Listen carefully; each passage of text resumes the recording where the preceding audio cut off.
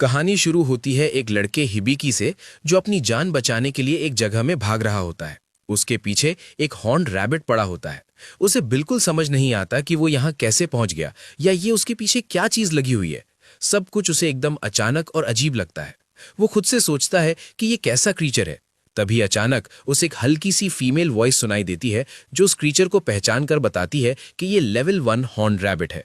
Hibiki को समझ नहीं आता कि ये आवाज क्या है, लेकिन डर के मारे वो उससे कहता है कि कहीं मत जाना। तभी वो रैबिट अचानक उस पर छलांग लगाता है, लेकिन हिबिकी किसी तरह बच जाता है और उल्टा उसी के ऊपर गिरकर उसे कुचल देता है, जिससे वो मर जाता है। उधर दूसरी तरफ जंगल के अंदर एक एल्फ गर्ल पेड़ों के बीच से गुजर रही होती है। तभी एक अननोन मेल वॉइस उसे रास्ता दिखाते हुए कहती है कि ईस्ट की तरफ बढ़ती रहो, क्योंकि वहां उसके लिए कुछ बहुत कीमती इंतजार कर रहा है। इधर हिबिकी हॉर्न रैबिट से बचकर थोड़ा राहत महसूस करता है, लेकिन अभी भी उसे नहीं पता कि वो कहाँ है या वो आवाज क्या थी। ऊपर से जब वो अपना फोन चेक करता है तो उसमें बिल्कुल भी सिग्नल नहीं होता, जिससे किसी को कॉल करने की उसकी आखिरी उम्मीद भी खत्म हो जाती है। वो खुद को समझाता है कि वो आवाज असली नहीं थी, बस उसका वहम था। उसे हल्की भूख लगती है और वो सोचता है कि हॉर्न रैबिट को खा ले, लेकिन फिर खुद ही मना कर देता है क्योंकि उसे नहीं पता कि वो खाने के लिए सेफ है या नहीं। तभी वो आवाज फिर से बोलती है और बताती है कि हॉर्न रैबिट एक्चुअली एक बढ़िया डेलिकेसी है जो स्ट्यू में बहुत टेस्टी लगता है। ये सुनकर हिबिकी सोचता है कि अभी के लिए इसे साथ ले जाना ही सही रहेगा, भले ही उसे ये आइडिया थोड़ा गंदा लगे। अब वो उस अजीब आवाज के बारे में सोचने लगता है और नोटिस करता है कि वो तभी बोलती है जब वो कुछ पूछता है। तो वो टेस्ट करने के लिए रैंडम चीजों के बारे में पूछने लगता है, जैसे उसका बैकपैक, और आवाज जवाब देती है कि ये एक बैग है जो ऐसे मटेरियल से बना है जो इस दुनिया में एग्जिस्ट ही नहीं करते। वो अलग अलग चीजों के बारे में पूछता रहता है और हर बार आवाज उसे क्लियर और एक्यूरेट जवाब देती है। ये देखकर हिबिकी सोचता है कि क्या ये आवाज उसके बारे में भी बता सकती है। तो वो पूछता है और अचानक उसके सामने एक स्क्रीन आ जाती है जिसमें उसके सारे स्टैट्स दिखते हैं। वो ध्यान से देखता है, उसका नाम और एज सब सही होता है, लेकिन उसे शॉक तब लगता है जब उसमें उसका जॉब अप्रेजर प्रोविजनल लिखा होता है, जो उसे बिल्कुल समझ नहीं आता, क्योंकि अभी तक वो एक नॉर्मल हाई स्कूल स्टूडेंट की तरह ही जी रहा था। फिर वो आवाज से पूछता है कि वो कौन है, तो वो बताती है कि वो उसकी स्टेटस सपोर्ट है, लेकिन पर्सनल इन्फॉर्मेशन शेयर नहीं कर सकती। हिबिकी को ये बात बिल्कुल फेयर नहीं लगती, लेकिन उसका मूड थोड़ा बेहतर तब होता है जब वो देखता है कि उसके पास सीखने के लिए कितनी सारी स्किल्स हैं। उसे एक्सपर्ट स्किल इंटरेस्टिंग लगती है और वो तुरंत उसे यूज करने की कोशिश करता है, लेकिन कुछ भी नहीं होता। फिर वो सोचता है कि ट्यूटोरियल शुरू करना आसान रहेगा, लेकिन आवाज कहती है कि ट्यूटोरियल तो पहले से ही चल रहा है। हिबिकी को कुछ समझ नहीं आता, तो वो आगे बढ़ता है और वर्ल्ड मैप स्किल ट्राई करता है, जिससे उसके सामने एक होलोग्राफिक डिस्प्ले आ जाता है। वो ध्यान से देखता है और रियलाइज करता है कि ये असली मैप नहीं है, बल्कि बस वो रास्ता दिखा रहा है जो वो पहले ही चल चुका है। तभी उसे समझ आता है कि वो पूरे टाइम गोल गोल घूम रहा था। ये समझने के बाद वो उसी को गाइड की तरह यूज करता है और आगे बढ़ता रहता है। शाम होते होते उसे नीचे एक सड़क दिखाई देती है, लेकिन एक्साइटमेंट में वो थोड़ा जल्दी करता है और सीधे रोड पर मुंह के बल गिर जाता है। जैसे ही हिबिकी उठकर बैठता है, वो अजीब सी वॉइस अनाउंस करती है कि उसने अभी अभी cast away in an eye sky नाम का टाइटल ऑन किया है। हिबिकी थोड़ा कंफ्यूज हो जाता है, लेकिन तुरंत समझ जाता है कि उससे भी बड़ी प्रॉब्लम सामने खड़ी है, क्योंकि उसके सामने एक विशाल मॉन्स्टर खड़ा होता है। उसे लगता है अब सब खत्म हो गया। तभी अचानक कहीं से एक मैजिक एरो आता है और उस मॉन्स्टर को एक ही वार में गिरा देता है। हिबिकी शॉक में इधर उधर देखता है और नोटिस करता है कि पास की एक चट्टान पर खड़ी एक एल्फ गर्ल ने यह किया है। उससे बात करने से ठीक पहले वॉइस उसकी स्पीच एक्टिवेट कर देती है, ताकि वो इस दुनिया की भाषा समझ और बोल सके। हिबिकी उसे थैंक्स बोलता है और वो अपना नाम इमालिया बताती है। हिबिकी उसके कान देखकर सोचता है कि ये तो बिल्कुल एल्फ जैसी लग रही है, तो वो कैजुअली बोल देता है कि उसे उसका कॉस्प्ले बहुत पसंद आया, लेकिन इमालिया को कुछ समझ ही नहीं आता कि वो क्या बोल रहा है। फिर वो पूछती है कि वो मेज ईटर्स ग्रासलैंड में क्या कर रहा था, और हिबिकी बस इतना कहता है कि वो अचानक ही वहां आ गया, जिसे सुनकर इमिलिया हैरान रह जाती है। तभी वॉइस इमिलिया का फुल अप्रेजल करती है और हिबिकी ये जानकर दंग रह जाता है कि वो सच में एक रियल एल्फ है। और जब वो उसके स्टैट्स देखता है तो उसे और भी शॉक लगता है कि उसकी उम्र एक्चुअली 56 साल है। इमिलिया उसे समझाती है कि मेज ईटर ग्रासलैंड असल में एक मॉन्स्टर है जो खुले मैदान का रूप ले लेता है। ये सीधे अटैक नहीं करता, बल्कि लोगों को भटकने देता है, और जब वो थक जाते हैं तब उन्हें खा जाता है। ये सुनकर हिबिकी को समझ आता है कि वो कितना करीब था मरने के। इमिलिया फिर उसे हक कर लेती है और कहती है कि उसने एक छोटे बच्चे के हिसाब से काफी अच्छा हैंडल किया, क्योंकि वो सोच रही थी कि हिबिकी करीब 10 साल का है। लेकिन जब हिबिकी बताता है कि वो 16 का है, तो वो तुरंत उसे छोड़ देती है और कहती है कि उसे अंदाजा नहीं था कि उसकी उम्र का कोई इतना छोटा दिख सकता है। थोड़ी देर बाद रात हो जाती है और दोनों कैंप लगाते हैं, जहां हिबिकी को पता चलता है कि इस दुनिया में 15 साल की उम्र में ही इंसान अडल्ट माना जाता है। डिनर में वो हॉर्न रैबिट खा लेते हैं और फिर हिबिकी इमीलिया से पूछता है कि वो लोग आखिर हैं कहाँ। ये सुनकर इमीलिया इतनी शॉक हो जाती है कि अपनी चाय सीधा उसके चेहरे पर उगल देती है। फिर वो माफी मांगते हुए उसका चेहरा साफ करती है और बताती है कि वो हब्रास्टिया किंगडम में है। हिबिकी कहता है कि उसे कैसे पता होगा, वो तो जापान से आया है। लेकिन इमीलिया ने कभी जापान का नाम भी नहीं सुना होता, जिससे हिबिकी को कंफर्म हो जाता है कि वो सच में किसी दूसरी दुनिया में आ गया है। इमीलिया सोचती है कि वो अपने घर से इतना दूर आकर अकेला महसूस कर रहा होगा, तो वो उसे बोलती है कि वो उसे कल सिटी ले जाएगी और हिबिकी ये सुनकर थैंकफुल हो जाता है। जब हिबिकी सो जाता है, इमीलिया उसे देखती रहती है और सोचती है कि शायद वही वो प्रेशियस चीज है जिसके बारे में स्पिरिट ने उसे बताया था, और थोड़ी देर बाद वो भी सो जाती है। हिबिकी अपने पास्ट लाइफ का सपना देखने लगता है, जहां वो अपने 3 सबसे करीबी दोस्तों अमीन, क्योयुको और टेकी के साथ एक डाइनर में बैठा होता है, जहां अमीन काम करता है। ये तीनों उसके लिए बहुत मायने रखते थे, भले वो हमेशा उसकी हाइट का मजाक उड़ाते रहते थे। फिर उसका सपना बदलता है और उसे याद आता है कि वो इस दुनिया में कैसे आया। समर ब्रेक से पहले स्कूल का आखिरी दिन था। वो क्लास में जाने ही वाला था कि अचानक एक तेज रोशनी चमकी और अगले ही पल वो यहां पहुंच गया। सपना टूटता है, वो उठता है और अपना फोन चेक करता है, ये सोचते हुए कि उसके दोस्त अभी कितने परेशान हो रहे होंगे। फिर हिबिकी आसमान की तरफ देखता है और उसे ऊपर कुछ हरे रंग की ग्लोइंग शेप्स तैरती हुई दिखाई देती हैं। वॉइस उन्हें चेक करके बताती है कि ये एक स्पेशल प्रोटेक्टिव बैरियर है जो अमीलिया ने एरिया को सेफ रखने के लिए लगाया है। ये सुनकर हिबिकी मान लेता है कि इस दुनिया में मैजिक सच में एग्जिस्ट करता है और वो वाकई किसी दूसरी दुनिया में आ चुका है। फिर वो अपनी सिचुएशन समझने के लिए वॉइस से पूछता है कि अप्रेजर प्रोविजनल होने का मतलब क्या है। वॉइस समझाती है कि ये एक जॉब है जो उसे गॉड ने असाइन की है, जिसकी रेयरिटी रैंक बी है, और इसके साथ उसे अप्रेजल एबिलिटी मिलती है जिससे वो किसी भी टारगेट के एबिलिटीज और ट्रेट्स जान सकता है, लेकिन इसमें कोई कॉम्बैट स्किल्स नहीं होती, इसलिए इसे नॉन कॉम्बैट जॉब माना जाता है। हिबिकी अभी भी ये सब समझने की कोशिश कर रहा होता है, तो वो डिसाइड करता है कि अभी सो जाना ही बेहतर है। अगली सुबह अमीलिया उठती है और सोचती है कि उसने कैसे कल हिबिकी को बचाया और उसके साथ रात बिताई। तभी थोड़ी देर बाद हिबिकी भी उठ जाता है और दोनों लोवेल नाम के पास की टाउन की तरफ निकल पड़ते हैं। जंगल से गुजरते हुए अमीलिया उसे बताती है कि वहां पहुंचने में करीब 1.5 दिन लगेंगे और रास्ते में मॉन्स्टर्स भी मिल सकते हैं, लेकिन वो उसे भरोसा दिलाती है कि वो उसे सेफ रखेगी। वो हैरान होती है कि हिबिकी मॉन्स्टर्स को सेंस कर पा रहा है और हिबिकी बताता है कि ये सब उसके वर्ल्ड मैप स्किल की वजह से है। ये सुनकर अमीलिया चौंक जाती है, क्योंकि वर्ल्ड मैप स्किल की रेयरिटी AAA है, लेकिन जब हिबिकी बताता है कि वो अप्रेजर प्रोविजनल है तो वो ज्यादा इंप्रेस नहीं होती और उसे मजाक जैसा लेती है। हिबिकी को समझ नहीं आता कि वर्ल्ड मैप स्किल इतना खास क्यों है, क्योंकि उसके हिसाब से ये बस वही दिखाता है कि वो कहाँ जा चुका है और आसपास कोई मॉन्स्टर है या नहीं। लेकिन अमीलिया हैरान रह जाती है कि वो ये नहीं समझ पा रहा कि ये स्किल सर्वाइवल के लिए कितनी यूजफुल है। तभी हिबिकी अपना वर्ल्ड मैप खोलता है और पूछता है कि आसपास कोई खतरा है क्या, तो उसे पता चलता है कि पास में एक क्रिस्टल हॉर्न रैबिट है। ये सुनते ही अमीलिया एक्साइटेड हो जाती है, क्योंकि ये रैबिट बहुत रेयर होता है और इसे बेचकर 200 गोल्ड कॉइन्स तक मिल सकते हैं। वो तुरंत हिबिकी का हाथ पकड़ती है और कहती है कि उसे सीधे वहां ले चले। दोनों दूर से उस रैबिट को ट्रैक करते हैं और अमीलिया अपनी मैजिक से उनकी आवाज और स्मेल छुपा देती है ताकि रैबिट उन्हें डिटेक्ट न कर सके। हिबिकी ये देखकर काफी इंप्रेस्ड होता है और अमीलिया को अमेजिंग कहता है, लेकिन अमीलिया उल्टा उसे अमेजिंग बताती है क्योंकि उसके पास वर्ल्ड मैप स्किल है और कहती है कि कोई भी एडवेंचरर पार्टी उसे पाकर लकी महसूस करेगी। क्योंकि अप्रेजल एक नॉन कॉम्बैट जॉब है, तो अगर वो किसी पार्टी में शामिल होता तो वो पीछे रहकर सपोर्ट देता और बाकी लोग फ्रंट लाइन पर लड़ते। अमीलिया खुद हिबिकी के साथ पार्टी बनाना चाहती है, लेकिन वो डेस्परेट नहीं दिखना चाहती, इसलिए वो डिसाइड करती है कि अपने स्किल्स दिखाएगी ताकि हिबिकी खुद उसे इनवाइट करे। वो अपना बो उठाती है और निशाना लगाने लगती है, लेकिन हिबिकी नोटिस करता है कि उसके पास एरो ही नहीं है। तब अमीलिया बताती है कि उसकी जॉब स्पिरिट आर्चर है, यानी वो हवा से एरोज बना सकती है। वो एक स्पिरिट एरो बनाकर रैबिट पर चलाती है, लेकिन रैबिट आखिरी पल में डॉज कर देता है, जिससे वो हैरान रह जाती है। अमीलिया सोचती है कि अब उसे पकड़ना मुश्किल है, क्योंकि उसके पास एस्केप स्किल है जिससे वो तेजी से अटैक्स डॉज कर सकता है। लेकिन जैसे ही हिबिकी को पता चलता है कि अटैक करते समय वो अपनी स्किल्स यूज नहीं कर सकता, उसके दिमाग में एक आइडिया आता है। अगर वो रैबिट को अपनी तरफ अट्रैक्ट कर ले तो अमीलिया को साफ शॉट मिल सकता है।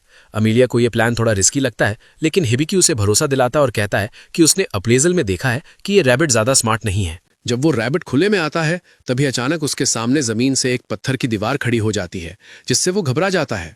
उसी वक्त उसकी नजर हिबिकी पर पड़ती है, जो एक पत्थर पर लेटा हुआ होता है, और वो बिना सोचे समझे उसी पर अटैक करने के लिए दौड़ पड़ता है।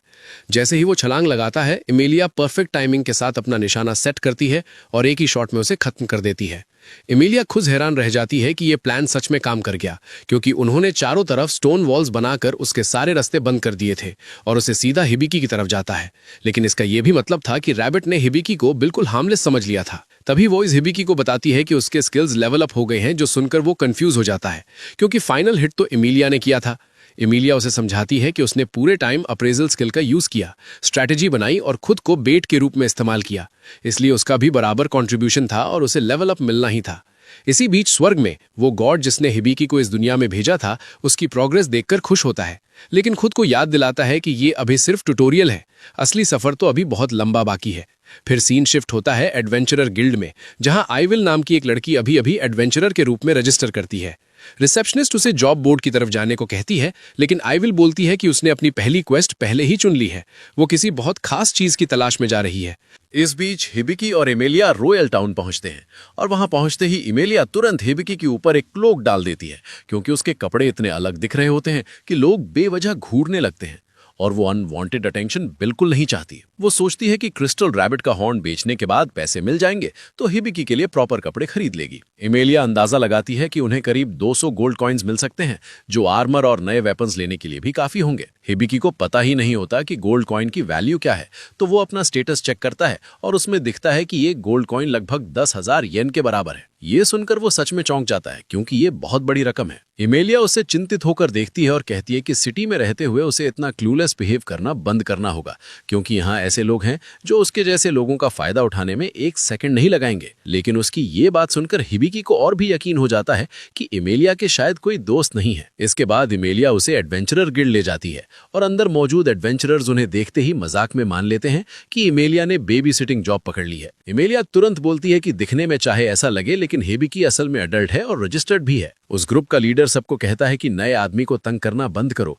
और बात वहीं खत्म हो जाती है। फिर इमेलिया हिबिकी को बताती है कि उनकी पार्टी का नाम द सिल्वर बैनर है। इसके बाद वो रिसेप्शनिस्ट जूल के पास जाते हैं। इमेलिया बताती है कि उनके पास बेचने के लिए आइटम है और उनसे एक रूम तैयार करने को कहती है। वहीं हिबिकी जूल के कैट ईयर्स को घूरता ही रह जाता है। उसे समझ आता है कि वो शायद बीस्ट फोक है और वो पूरी तरह फैसिनेटेड हो जाता है। फिर सब गिल्ड मास्टर से मिलने बैठते हैं और जैसे ही हिबिकी उसे देखता है, वो उसकी जबरदस्त मस्कुलर बॉडी देखकर दंग रह जाता है। गिल्ड मास्टर अचानक नाटकीय अंदाज में अपनी शर्ट फाड़ देता है और खुद को डेलियार्ड बताता है। हिबिकी को उसके मसल्स पर इतना एक्साइटेड होते देख इमेलिया की पेशेंस खत्म होने लगती है, तो वो दोनों पर आइस कोल्ड पानी का ब्लास्ट मार देती है, जिससे दोनों तुरंत होश में आ जाते हैं। इसके बाद सब बैठते हैं और जूल खुद को रिसेप्शनिस्ट और वाइस गिल्ड मास्टर के रूप में इंट्रोड्यूस करती है। फिर इमेलिया से पूछती है कि वो क्या बेचना चाहती है। इमेलिया क्रिस्टल हॉर्न सामने रख देती है और डेलियार्ड उसे देखकर क्लियरली इंप्रेस्ड होता है। वो कहता है कि ये 3 साल पहले वाले से भी बड़ा है। थोड़ा सोचने के बाद वो 400 गोल्ड कॉइन्स का ऑफर देता है। ये सुनकर हिबिकी खुश हो जाता है, क्योंकि ये इमेलिया के अंदाजे से 2 गुना है। लेकिन उसके पूरी तरह चौंकने के लिए इमेलिया कहती है कि वो 800 गोल्ड कॉइन से कम कुछ नहीं लेगी, क्योंकि 3 साल पहले जो हॉर्न उन्होंने बेचा था वो 200 गोल्ड कॉइन्स में गया था और ये वाला उससे 3 गुना बड़ा है। दोनों कुछ देर तक प्राइस को लेकर आगे पीछे करते रहते हैं और आखिरकार डेलियार्ड मजबूरी में 700 गोल्ड कॉइन्स पर मान जाता है, जिससे इमेलिया खुश हो जाती है। लेकिन तभी जूल का मूड अचानक बदल जाता है और वो काम रहते हुए भी डराने वाला प्रेशर डालते हुए डेलियार्ड को याद दिलाती है कि उसने जो प्राइस माना है वो गिल्ड के बजट से काफ़ी ऊपर है, इसलिए वो एक्स्ट्रा अमाउंट सीधे उसकी सैलरी से काट लेगी। ये सुनकर डेलियार्ड का चेहरा बिल्कुल उतर जाता है। बाद में हिबिकी अकेला गिल्ड में बैठा होता है, तभी उसका स्टेटस सपोर्ट बताता है कि उसकी ट्यूटोरियल स्किल लेवल अप होने की कंडीशंस पूरी हो गई हैं। हिबिकी को अभी तक समझ ही नहीं आता कि ट्यूटोरियल है क्या, तो स्टेटस सपोर्ट डेफिनेशन खोलकर बताता है कि ये स्किल उन लोगों को मिलती है जिनके सर्वाइवल चांसेस बहुत कम होते हैं और इसके जरिए उन्हें गॉड से गाइडेंस मिलती है ताकि वो इस दुनिया में सर्वाइव करने के लिए ज़रूरी नॉलेज और स्किल्स सीख सकें। ये सुनकर हिबिकी समझ जाता है कि अब तक वो जितना भी बचा है सब गॉड की वजह से है और वो मन ही मन उन्हें थैंक्स बोलता है। तभी एक आवाज़ जवाब देती है कि थैंक्स अप्रिशिएट किए गए। हिबिकी को लगता है वो इमेजिनेशन है, लेकिन गॉड सीधे उसके दिमाग में बात करते हुए बताते हैं कि वही उसे इस दुनिया में लाए थे।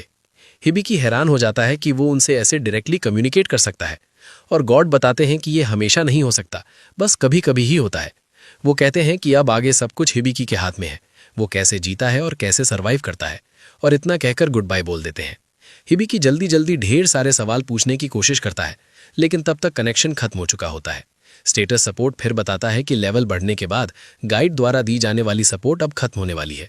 हिबिकी सोचता है गाइड कौन है, तभी हिमालय उसके पास आकर उसे बुलाती है। उसी समय मैट्रे हिमालय को एक लेटर देती है और बताती है कि उसे डेजिग्नेटेड रिक्वेस्ट मिली है। हिमालय पढ़कर हिबिकी से माफी मांगती है और कहती है कि उसे तुरंत टाउन छोड़ना होगा और इस बार भी वो उसे साथ नहीं ले जा सकती, क्योंकि ये रिक्वेस्ट उसके होम टाउन से आई है और वो इसे मना नहीं कर सकती।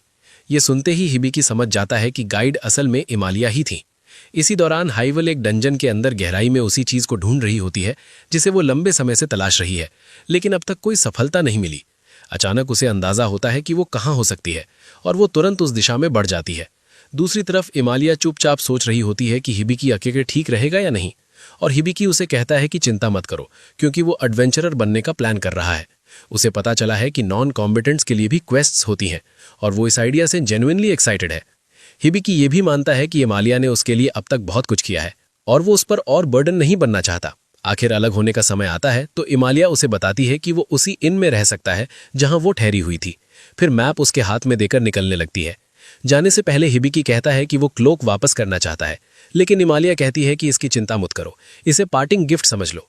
तभी हिबिकी कहता है कि अभी शायद उसे इसकी उससे ज्यादा जरूरत है क्योंकि उसकी शर्ट का बटन अभी अभी टूट गया है। इमालिया शर्म से लाल हो जाती है और जल्दी से वहां से भाग जाती है। भागते हुए वो सीधे एवर से टकरा जाती है और तुरंत माफी मांगती है। तभी पास खड़ा एक नाइट पूछता है कि वो इतनी जल्दी में क्यों है, और इमालिया जवाब देती है कि उसे अचानक शॉर्ट नोटिस पर अपने घर वापस जाना है। अमालिया आइविल को उठने में मदद करती है और आइविल पूछती है क्या उसका होम टाउन एल्फ काउंटी यानी फेयर नोट किंगडम है। अमालिया हाँ में जवाब देती है तो आइविल मुस्कुराकर कहती है कि ये तो कोइंसिडेंस है क्योंकि वो भी वहीं जा रही है। दूसरी तरफ अमालिया के जाने के बाद से हिबिकी ज्यादातर समय बस सोते हुए ही बिता रहा है। वो अपना फोन उठाता है और देखता है कि बैटरी पूरी तरह डेड हो चुकी है और अभी तक उसे अपने पुराने वर्ल्ड में वापस जाने का कोई तरीका नहीं मिला। ऊपर से गॉड भी पिछली बातचीत के बाद से उससे बिल्कुल बात नहीं कर रहे, जिससे वो सच में सोचने लगता है कि उसे इस दुनिया में लाया ही क्यों गया था। तभी अचानक इन चलाने वाली तानिया उसके कमरे में आती है और कहती है कि वो उसके लिए वरीड थी क्योंकि वो आज ब्रेकफास्ट और लंच दोनों के लिए नीचे नहीं आया। हिबिकी कहता है कि वो ठीक है। ये सुनकर वो राहत की सांस लेती है और बताती है कि डिनर जल्दी तैयार होने वाला है। हिबिकी कहता है वो अभी आता है। उसके जाने के बाद हिबिकी पर प्रेशर बढ़ने लगता है क्योंकि उसके पास जो भी पैसे बचे हैं वो हॉर्न बेचने से मिले थे, यानी जल्द ही उसे कोई जॉब ढूंढनी पड़ेगी। लेकिन अपने स्टैट्स देखकर वो सोचने लगता है कि वो आखिर किस काम का है। स्टेटस सपोर्ट उसके नंबर्स दिखाती है और वो खास अच्छे नहीं होते, इसलिए स्टेटस उसे सोलो कॉम्बैट से दूर रहने की सलाह देती है। हालांकि वो ये भी बताता है कि उसने कुछ टेक्निकल स्किल्स हासिल की हैं जिनमें कॉन्ट्रैक्ट और मेडिकल बुक शामिल हैं। हिबिकी को मेडिकल बुक इंटरेस्टिंग लगती है तो स्टेटस बताता है कि वो इसके पेजेस पढ़कर नॉलेज अब्सॉर्ब कर सकता है। साथ ही चेतावनी देता है कि अगर हायर लेवल चाहिए तो उसे हर पेज पढ़ना होगा और शुरू करने के बाद बीच में रुक नहीं सकता। हिबिकी पहले थोड़ा चौंकता है लेकिन फिर भी इसे शुरू करने का फैसला करता है। जैसे ही वो मेडिकल बुक पढ़ना शुरू करता है अचानक ढेर सारी नॉलेज एक साथ उसके दिमाग में भरने लगती है, जिससे वो पूरी तरह हक्का बक्का रह जाता है। इसी दौरान आइविल और एमालिया एल्फ काउंटी की तरफ बढ़ते रहते हैं और एमालिया बताती है कि वो बार बार हिबिकी के बारे में सोच रही है और उसे लेकर वरिड है कि वो ठीक रहेगा या नहीं। आइविल मजाक में मान लेती है कि शायद उसे उससे फीलिंग्स हो गई हैं, लेकिन एमालिया तुरंत मना कर देती है। कहती है कि वो अभी अभी उससे मिली है और वो उससे लगभग 40 साल छोटा है। तभी आगे खड़ी एक मेड एमालिया को आवाज देती है और उसे देखते ही एमालिया दौड़कर उसे गले लगा लेती है। एमालिया बताती है कि ये स्टेलिया है, उनकी चीफ मेड। फिर एमालिया स्टेलिया से आइविल का परिचय कराती है और आइविल एक्साइटेड होकर एमालिया से पार्टी बनाने की रिक्वेस्ट करती है। एमालिया अपनी पहली पार्टी रिक्वेस्ट सुनकर खुश हो जाती है, लेकिन स्टेलिया का चेहरा देखकर लगता है उसे ये बिल्कुल पसंद नहीं आया। कुछ दिनों बाद आखिरकार हिबिकी मेडिकल बुक की पूरी नॉलेज अब्सॉर्ब कर लेता है। वो पूरी तरह थका हुआ दिखता है, लेकिन उसे याद आता है कि उसे शॉपिंग भी करनी है, इसलिए वो आर्मर लेने के लिए आर्मरी की तरफ निकल पड़ता है। बाहर निकलकर हिबिकी एक पल रुकता है और मानता है कि मेडिकल बुक की सारी नॉलेज एब्जॉर्ब करना सच में बेहद मुश्किल था। उसे समझ आता है कि इस दुनिया में स्किल सीखना आसान नहीं है और हर स्किल को सीखने का तरीका अलग अलग होता है। वो ये भी महसूस करता है कि स्टेटस सपोर्ट के बिना वो पूरी तरह खो गया होता, इसलिए वो तय करता है कि अब वो उसे सिर्फ स्टेटस नहीं बुलाएगा और उसे सोपो नाम देता है क्योंकि ये बोलने में आसान है। जब वो काम ढूंढने गिल्ड पहुंचता है तभी एक बुरी तरह घायल एडवेंचरर को अंदर लाया जाता है और हिबिकी ध्यान से देखता है तो पहचानता है कि ये वही आदमी है जिससे वो पहले मिला था। उसका साथी घबराकर चिल्लाता है कि उसे सिल्वर रूबी वुल्फ ने बुरी तरह घायल कर दिया है और डेलियार्ड ही ब्लीडिंग रोक सकता है, लेकिन तभी वो खुद लड़खड़ाता है और दोनों जमीन पर गिर जाते हैं, जिससे घायल आदमी की टांग से खून फिर से तेजी से बहने लगता है। जूल बताती है कि डेलियार्ड अभी टाउन में नहीं है, लेकिन वो किसी और हीलिंग मैजिक का इस्तेमाल कर सकते हैं। उसके साथी कहते हैं कि उन्होंने जो कुछ कर सकते थे सब कर लिया, अब शायद कुछ काम नहीं आएगा। हिबी की हालात देखकर समझ जाता है कि ब्लीडिंग तुरंत रोकनी होगी। उसे याद आता है कि उसने मेडिकल बुक की नॉलेज ली है, इसलिए शायद वो कुछ कर सकता है। वो आगे बढ़कर कहता है कि उसे देखने दें क्योंकि उसके पास मेडिकल स्किल है। सोपो जल्दी से जांच करती है और बताती है कि उस आदमी के पास सिर्फ 5 मिनट बचे हैं। वो डेथ पॉइजन से इन्फेक्टेड है और उसके 2 लिम्स जा चुके हैं, इसलिए इलाज के लिए हाइपर क्योर और परफेक्ट हील दोनों टेक्निक्स चाहिए। हिबिकी सोचता है ये आसान होगा, लेकिन तुरंत समस्या सामने आती है। पूरे ट्रीटमेंट के लिए 650 मैना पॉइंट्स चाहिए, जबकि उसके पास सिर्फ 56 है। उसे समझ आता है कि नॉलेज होने का कोई मतलब नहीं अगर उसके पास माना ही नहीं है। तो वो सोचने लगता है क्या करे। तभी सॉपो सुझाव देती है कि वो कॉन्ट्रैक्ट स्किल का इस्तेमाल करे, जिससे आसपास के लोग एग्रीमेंट करके अपना माना हिबिकी को ट्रांसफर कर सकते हैं। आसपास मौजूद सभी लोग बिना झिझक कॉन्ट्रैक्ट मान लेते हैं और अपना माना उसे देने लगते हैं। माना मिलने के बाद हिबिकी पहले हाइपर क्योर इस्तेमाल करता है, जिससे पॉइजन पूरी तरह शरीर से निकल जाता है। फिर परफेक्ट हील करता है और चमकदार नीली रोशनी की बीम निकलती है। कुछ ही पलों बाद एडवेंचरर जमीन पर लेटा होता है और उसके दोनों लिम्स पूरी तरह रिस्टोर हो चुके होते हैं।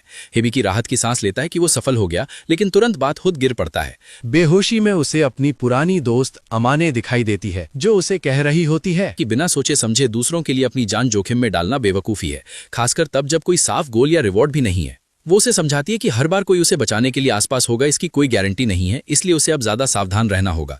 तभी हिबिकी झटके से होश में आता है और सॉपो बताती है कि उसके स्किल्स और लेवल्स काफी बढ़ गए हैं। जूल उसके पास आती है और उसे पहले वाले आदमी को बचाने के लिए धन्यवाद देती है और बताती है कि वो असल में उसका छोटा भाई जेड है। हिबिकी हैरान हो जाता है क्योंकि जेड ह्यूमन है और वो नहीं, तो जूल समझाती है कि उनकी मदर्स अलग अलग हैं। ये बात छोड़कर हिबिकी कहता है कि उसे थैंक्स मत दो, क्योंकि वो सिर्फ इसलिए सफल हुआ क्योंकि आसपास के लोगों ने अपना माना उसे दिया था। जूल मानती है कि ये सही है, लेकिन ये भी कहती है कि अगर हिबिकी वहां नहीं होता तो जेड मर जाता, इसलिए वो दिल से उससे ग्रैटिट्यूड एक्सेप्ट करने को कहती है। इसके बाद जूल बताती है कि उसने इस पूरे इंसिडेंट पर गैग ऑर्डर लगा दिया है, क्योंकि हिबिकी का हाइपर क्योर और परफेक्ट हील दोनों इस्तेमाल कर पाना पूरी तरह अनहर्ड है, और अगर ये बात फैल गई तो कोई ना कोई उसे प्रॉफिट के लिए एक्सप्लॉइट करने की कोशिश करेगा। इसलिए जूल सुझाव देती है कि हिबिकी किसी पार्टी में शामिल होने पर विचार करे, क्योंकि फ्रेंडली कॉम्बैटेंट्स के साथ रहना उसके लिए ज्यादा सेफ रहेगा। हिबिकी कुछ देर सोचता है, लेकिन पूरी तरह कन्विंस नहीं होता, क्योंकि उसे नहीं पता वो इस सिटी में कितने समय तक रहेगा और वो किसी और पर ये बर्डन नहीं डालना चाहता। वो मानता है कि भरोसा करने के लिए लोग होना अच्छा होगा, लेकिन उसे डाउट है कि ये काम करेगा क्योंकि वो नॉन कम्बैटेंट है। तब जूल उसे दूसरा ऑप्शन बताती है कि वो सिंपली एक बॉडीगार्ड हायर कर सकता है। सीन बदलता और एक सेल के अंदर एक वुल्फ मैन एक छोटी लड़की के पास बैठा होता है और वो ऐलान करता है कि जो भी उस पर हाथ डालने की कोशिश करेगा वो उसे चीर के रख देगा। यही था सेकंड एपिसोड। अगले पार्ट को मिस न करने के लिए सब्सक्राइब करो और स्क्रीन पर दिख रहा नेक्स्ट वीडियो अभी देखो।